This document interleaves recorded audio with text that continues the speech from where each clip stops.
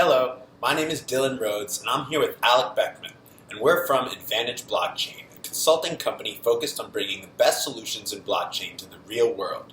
We created Crypto College to teach you about blockchain. Today we are going to be talking about the basics of Bitcoin to help you understand the question, what is Bitcoin?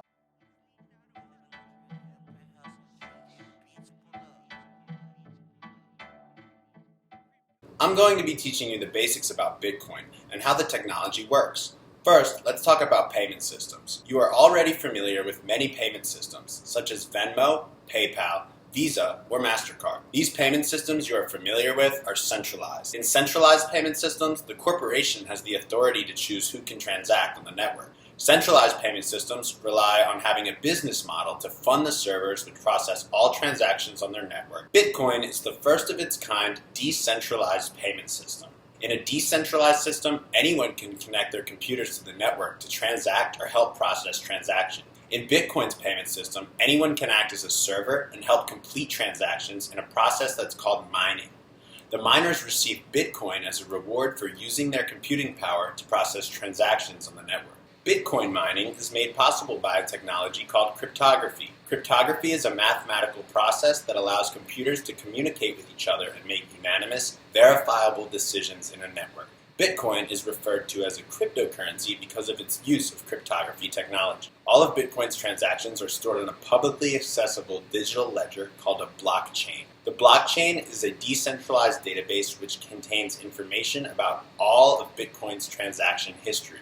The mining process uses computing power and cryptography to self-audit and cross-verify transactions with other computers in the network. This creates a secure system of constant agreement about all activities on the blockchain. This agreement is called consensus. Bitcoin's consensus process in mining is called proof of work. Proof of work was created by Satoshi Nakamoto in 2008. Bitcoin is the first currency based solely on rules, mathematics, and code, unlike fiat currency. Fiat currencies are government-backed money such as the US dollar or the euro. Fiat currencies are based on monetary policy. Bitcoin operates between people on the internet, completely independent of control by government authorities and central banks. Bitcoin's integrity is secured by the constant consensus between millions of computers which are mining worldwide. Bitcoin operates as an independent store of value system, like gold, and is based on the principles of scarcity, transparency, and immutability. Bitcoin transactions are public and audible, and the release schedule is based on a predetermined program plan. I know that's a lot of information to take in about Bitcoin, so make sure to rewind or read our Bitcoin Basics blog post on Medium to catch any information you may have missed. Now, Alec will be talking about some of the affected players in the market. So who will be impacted by Bitcoin?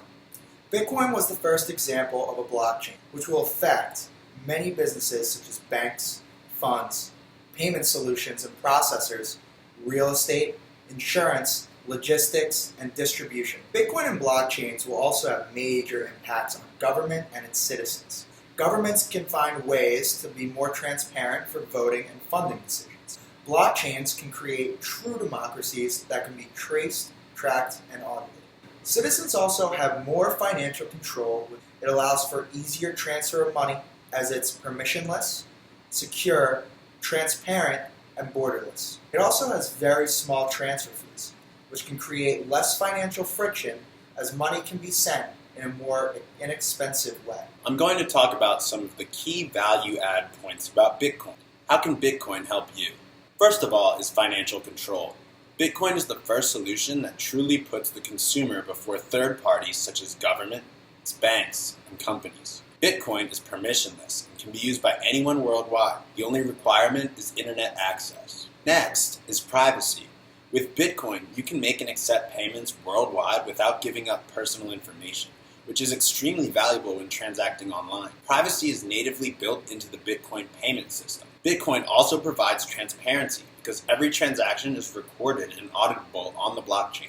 This means it is impossible to create counterfeit Bitcoins, and it reduces the chances for currency fraud and malpractice.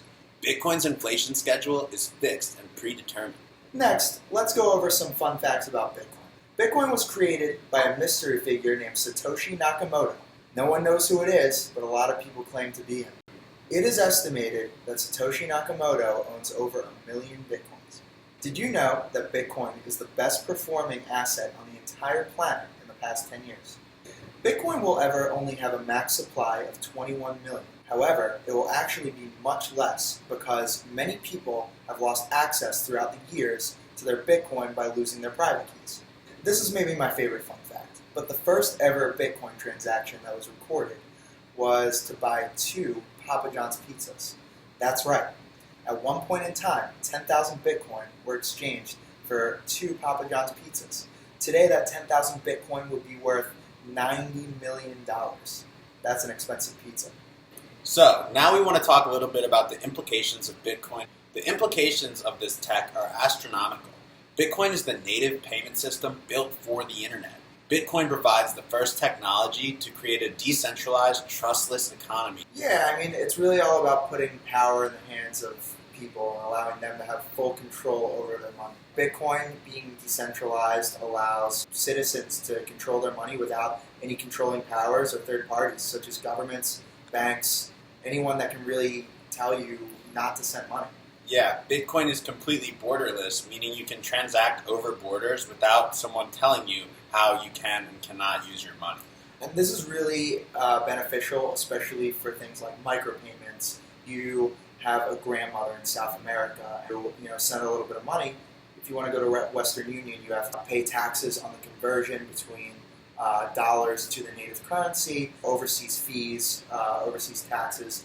Bitcoin really allows you, for the first time, to send overseas really in minutes without a controlling party telling you that you need to pay extra and making the micropayment less valuable. Bitcoin is really built for the internet, so we have to think about a future where tons of transactions are happening on the internet for goods and services that exist on the internet and don't necessarily exist in the physical world.